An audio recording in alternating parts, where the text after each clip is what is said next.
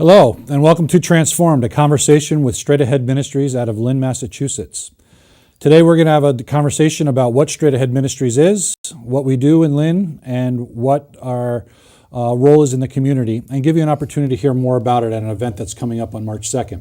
With me today is Jason Ludwig. He's our Lynn Center Director. Also have Francisco Paulino, who is our lead street outreach worker, and Jaron Reddick, who is our lead case manager in the Lynn office.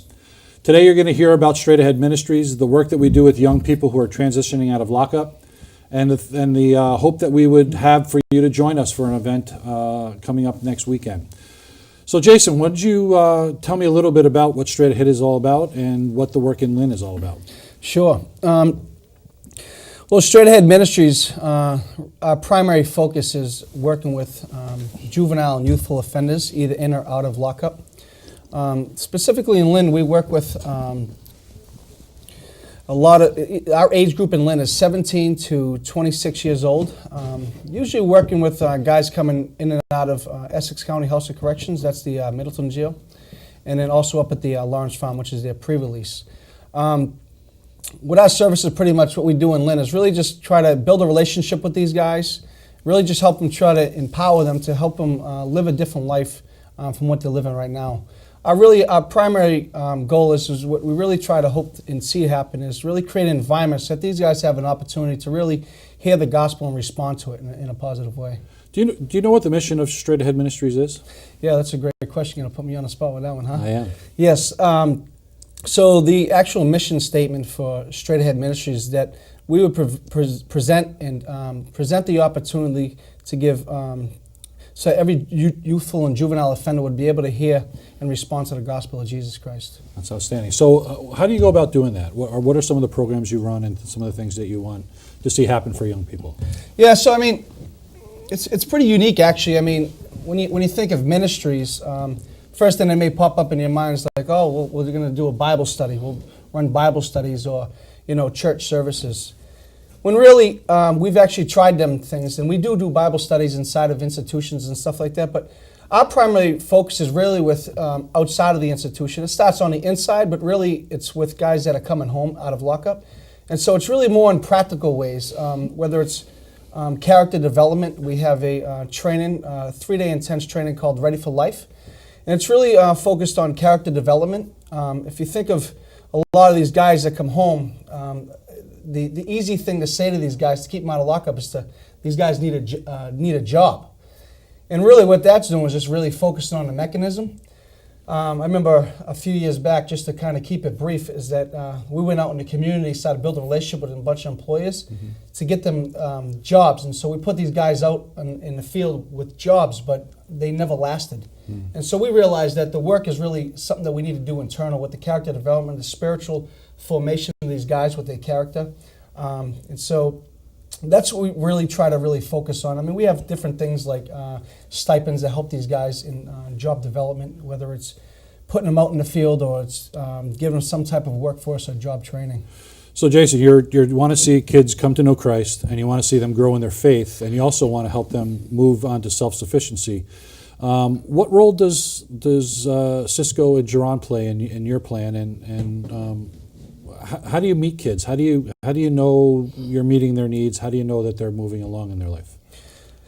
Yeah, well, I think most of it, just about all of it, comes through relationship and conversation. Everybody's on an individual basis, so it really comes, I mean, some guy may need a GED. Another guy may not need his GED, but maybe needs some type of further education. Some guys aren't even ready for that. Some guys just looking, I mean, a lot of these guys come from just such broken backgrounds that they don't even know what a healthy relationship is. So we're just trying to establish clean, healthy relationships in these guys' lives. And then from that, through our just different assessments and just talking with the guys, kind of figure out what they need on an individual basis. So I know, Cisco, you play a unique role, an important role in the organization where you're actually out in the streets trying to meet guys when they transition and things along. So can you tell me a little bit of what a street outreach worker would do? Okay, yeah. Well, a street outreach worker, it's a complex thing in the sense that it's not traditional in the way that we build relationships.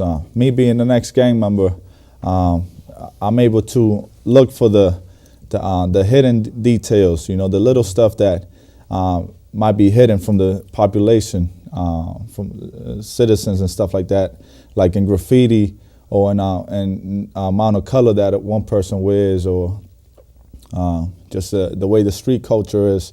And sometimes it's not known to the community, and being from that background, I'm able to see it instantly, you know, right away. Yeah. I'm able to notice a person and even notice the level of street involvement that they're in, you know, whether they are just getting involved in it for the first time, maybe they're wannabes, or they're the real deal, and or even they might be the leaders that don't necessarily do anything illegal, but they just encourage it, you know, and just tell everybody, hey, this is how it needs to be done. Right. So little things like that, I've been blessed with the gift to, you know, use that stuff, you know, and be aware of it.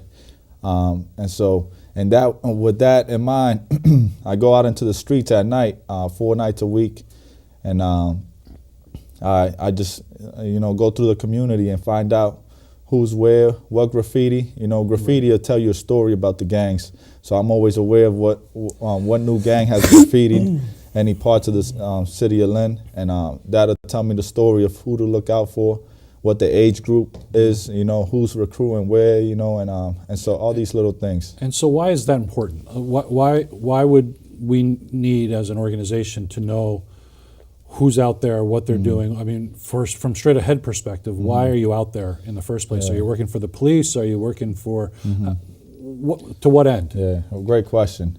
You know, it's hard for these guys to come. They won't come to certain places just because of their brokenness, their lack of trust, their mistrust on anybody that claims to want to help. You know, there's been many people that have helped these guys or have helped the city of Lynn and left everything broken, you know, or not completed. And so it's hard for any one of these guys to see anything other than what they already have, which is brokenness, you know, poverty, and you know, everything's negative. So and then along this guy comes Cisco. Yeah, exactly.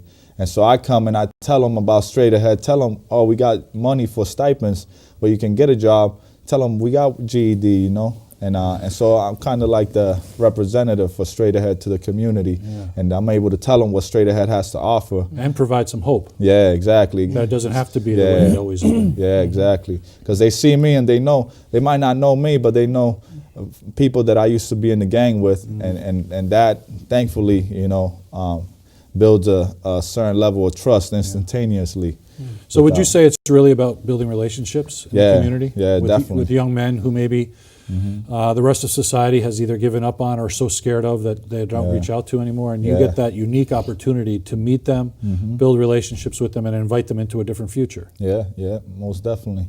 Meeting them where they at, you know, not necessarily attacking what their life should look like, but it's just meeting them where they are. Wow, thank you. Yeah. Now, John, you play a different role in the organization. Tell me a little bit about what a case manager does and what that sounds very formal and professional. What is it all about? Well, as a case manager, I oversee 3 of the case workers to ensure that they're providing the right resources and support for the guys. But I also have a caseload as well of 10 people.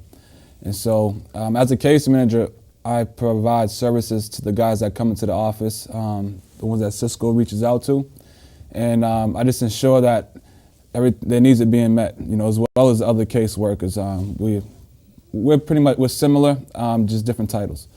And so, you know, pretty much I'm that mentor for them to provide anything they may need, whether it's support in court, just someone that they just need prayer. You know, pray for them. I'll sit with them. Anything they need, I'm there for them.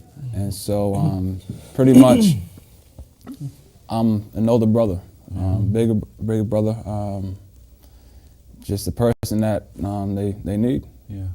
So, some people might say, why are we wasting all this time on guys? Can they really change? Is there really a pathway out of the criminal lifestyle? Is there really a way to in a Christian context to reach guys with the gospel, to hear about what God might have for them, and to move them out of criminal lifestyle into a lifestyle that's sustaining in the community and a law-abiding citizen. Is it possible? I laugh when I hear things like that. You know, you're looking at three guys who have done, if not most of their life, all their life, locked up in prison and lockups, drug addicted.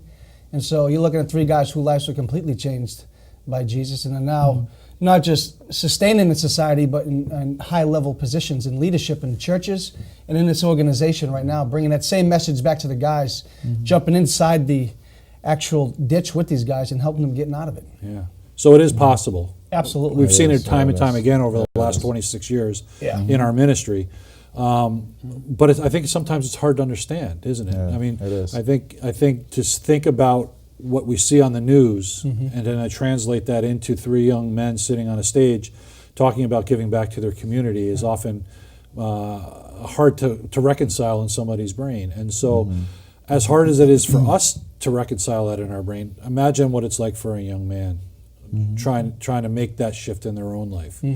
And so you talked about Ready for Life and the character development piece as a central piece. I know also spiritual formation and having guys learn about who Christ is, how God interacts with their life is a part and part. Are there any other parts that you would put in that mix of things that you really want to see accomplished? I mean, are we just looking to see guys change their thinking and come to know Christ, or is there more to it? There's definitely more to it. I can't tell you how many times I've seen guys, give their life to the Lord in lockup, or even in the streets and that. And then what? They got this high spiritual experience. They've really got this flame for God, and they're running with God. But then they can't sustain out there because there's no. They don't have the character or even the integrity of who they are to even sustain in society. You know. Like, how about a basic conversation with these guys like we have on a daily basis of, hey, what does it mean to even show up on time, you know? What does it mean when you're late for work or taking authority, you know? Because like we said earlier, a lot of these guys we've gotten jobs for before, but they're not even sustainable yet when they come home. Right. So there's a lot of other work that has to happen first that's really a necessity, and it's just really, I mean, that is the gospel. That is the ministry. Just really being able to flesh it out with these guys, in ways that are very tangible, and that's going to sustain them to be out there, living a productive life. Yeah. So, Cisco, how do people find out about Straight Ahead? Do the police refer people? Is it I know Straight Ahead's been around a long time in Lynn. Yeah. How do people find out about it? Yeah. So thankfully. The guys that come to Straight Ahead believe in what Straight Ahead has to offer, and they believe in the people that work. So they are most of the time our biggest representatives. So they go out into their communities, into neighborhoods that we might not even be able to go into, houses that we might not even be allowed into, and they relay the message that we relay to them. That there is hope, and that there is a place, at least one that I can think of. And it's Straight Ahead Ministries. And so a lot of times the guys come that way. Through outreach, they come, I see guys, they see our van. Our van's it's hard to miss. So they see our van sometimes, they see our signs, a bunch of different ways, but I think so our biggest word of one, mouth is the biggest one. Yeah, word of mouth. And so they're coming, and they show up at your doorstep, Jerron, Yeah. and then you have to start planning with the kid. So take us through that, typically what it looks like for a kid when they show up there. Well, the first thing we want to address is their basic needs, because how can we push forward if a guy or a young adult has no food, no way to eat, no way of transportation, housing being the biggest issue, no way to stay. So we want to address those issues, and it may be as simple as going down to the welfare office, getting his documents such as his birth certificate, his social security card. So let me just interrupt for 1 second. You don't start with a Bible study? No. But are you a Christian organization? Yes. But what we want to do is build that relationship first, because it's real easy to scare someone away when they don't know you, when you want to push Jesus onto them. Yeah. And so, but for the most part, we start inside the jail with the Bible studies. Yeah. And so when the guys come out, we have a pastor who's the director of the Hope Center, and it is available for them to meet one-on-one for Bible studies or discipleship. And that's the famous Pastor Claire that Yes. everyone in Lynn knows about, right? Yeah. Reverend Claire Sullivan. Yes. The one who drinks that Jesus juice. Yeah. Yes. So your context of working with young men is not, it's holistic. It's meeting the most basic needs. It's getting them to jobs. It's getting them to learn how to think differently. It's getting them to think about how God fits into their life and how a relationship with Jesus Christ can benefit them in many areas of their life, whether they have kids, whether in relationships with people in their lives. And so it's a very holistic approach to doing that. How many of you guys heard about Jesus Christ while you were locked up? Yeah, all of us. All of you. Yeah. Yeah. So it's interesting, you're sitting between Cisco and Jaron. And I don't know if that was on purpose It's or intentional. I don't want nothing to happen on the set here. So, Cisco, you're on staff with Straight Ahead in Lynn, and Jaron, you're on staff with Straight Ahead Yes. for Lynn. You guys been friends for a long time? Quite some time now. You've known each other for even longer than that. Then you've been friends? Yes. Yeah. So you guys have a unique relationship. Why don't you share a little bit about what that relationship looks like going back many years? Yeah. It goes back about 10 years ago. Yeah. We were rival gang members. He was with one side, I was with the other, and we hate each other with a passion. Why, I don't know. Besides the colors, but it was just for some reason he didn't like me and I didn't like him. Out of all the other gang members in Lynn, we just hate each other the most. And so constantly, at least every week or two, we come across each other, and it wasn't pretty. And but it's through the So we're not going to have any trouble here right now? Nah. No. So how did that That's what I'm here change? for. Honestly, it wasn't possible, without the power of Christ, entering our lives. Straight Ahead planted the seeds, and there was no intervention where someone sat between us and said, "You guys need to hammer this out," and there was no third or fourth parties. It was just how Christ came into our lives separately and worked on our inner stuff, and we were able to see things differently. And so we could sit here today, as best friends, a man that would be at my wedding when I find a wife, and possibly will be my best man, and So I noticed you mentioned that you're looking for a wife on TV. So, Yeah. all right, so we'll just get that out in the open. So Cisco, from your perspective, what was that like when you saw Jaron coming into Straight Ahead for the first time? Yeah, I remember specifically the first day I saw Jaron, because I have been locked up for about 2.5 years, and and so we were in different places, and so last time I was out, we had beef, and so but Jesus worked in my heart when I was locked up. Surprisingly enough, Jesus goes into the jails too.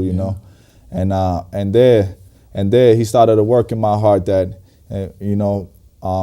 just created a different shift in my heart, where my enemies, at least I hope, will become my friends one day. And the first time I got out, and the first person I saw was Jaron at the office, and I knocked on the door to Straight Ahead, and he opens it, and I didn't know what to do, and we kind of look at each other, and I don't know who put their hand out first, but then next thing you know, we ended up shaking hands, and that's all that needed to be done.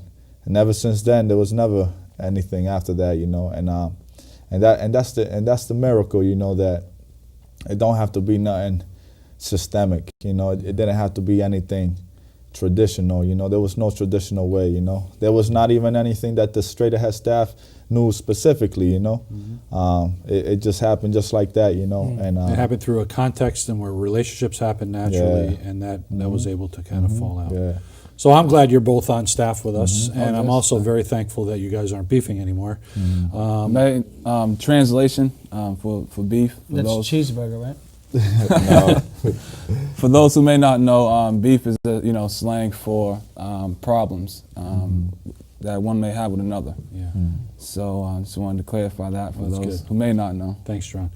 So, Jason, you have quite a powerful staff under you. They're not your only staff in Lynn. You have other folks that work for you as well. That's right. What's your dream for Lynn and the reentry work that we do there? What do you if you had carte blanche to do whatever you wanted in Lynn? What would your dream be?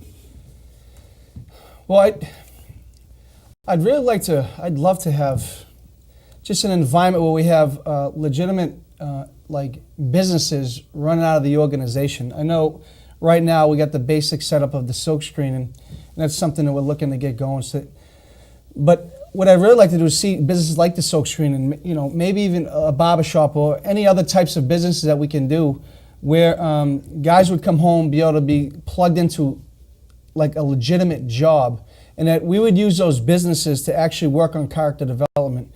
We sort of got something set up like that with them now, where we can use those businesses. So say if a guy comes in, it's funny, I always say this to the guys, that this is the only place where you can fail and not get fired.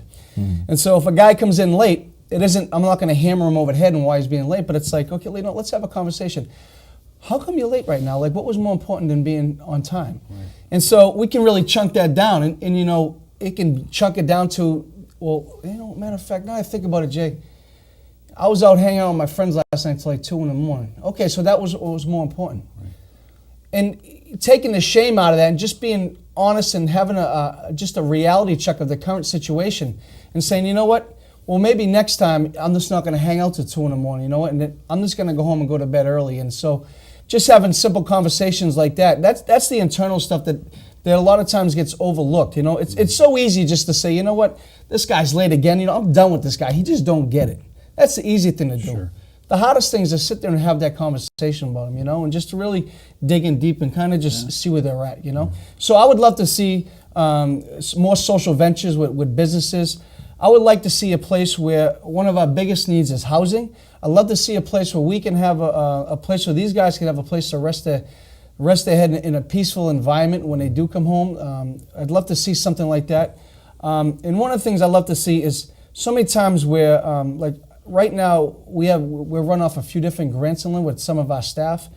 Problem with that is that these grants don't last a long time. And so we lose a lot of staff. And so it can be detrimental sometimes because we build in so many, we have such, everything's relationship there. It's like a family there.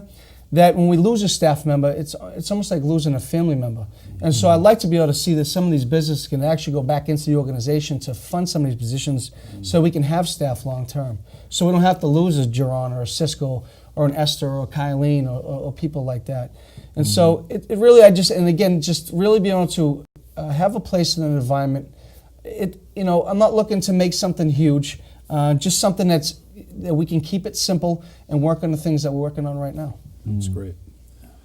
Well, I know there's an event coming up on March 2nd with one of our great partners on the North Shore. Would you share a little bit about that, Jason, and what we hope to see people join in on? Yeah, so we're really excited about this. We're really partnering up with the North Shore Men's Christian Choir. Just a phenomenal organization. I've known them for years, as a matter of fact, from doing other events on the North Shore, like Men's Night Out. We're going to be hosting at the First Presbyterian Church over in Essex. In Ipswich. Oh, Ipswich, I'm sorry, Ipswich. Our hope is to really bring awareness to Straight Ahead. I think what the church does is they do international ministries well, foreign ministries, missions. But really, what about in your backyard? I look at Straight Ahead and we look at ourselves as domestic missionaries, like a home-based mission. And so this is something to really get involved with in their own backyard. So we're really just looking to bring awareness to Straight Ahead, bring awareness of different ways that you can maybe get involved. Whether it's financially, whether it's practical, some different needs that we have is maybe tutors for our guys to help them with their education, different ways that maybe you can come and help provide with some jobs. We're looking to get into even more institutions, so we're going to need people to go in there and run different Bible studies. And so there'll be more ways like this that we're going to be able to present to people that they can get involved with Straight Ahead Ministries. That's great. And so that's on March 2nd March 2nd. at the First Presbyterian Church in Ipswich. That's correct. And 6 o'clock. It's at 6 p.m. And you'll hear again in a little more depth the story of two lives transformed and a relationship reconciled. The story of Cisco and Jaron, as well as some music, I believe, and a whole bunch of great things. The event is free, so please feel free to join us on that event. So I just want to take this time to thank you for listening to Transformed. I appreciate your time. We know that time is valuable. We invite you to that event on March 2nd at the First Presbyterian Church in Ipswich, Massachusetts. And if you'd like to get more information about Straight Ahead Ministries, you can go to our website at www.straightahead.org. And if you're interested in any volunteer opportunities or coming by and checking out the operation in Lynn, you can email Jason at straightahead.org. Thank you for your time. I really appreciate it. We're really thankful for this opportunity to spread the message of what Straight Ahead is all about. And we thank you for your time.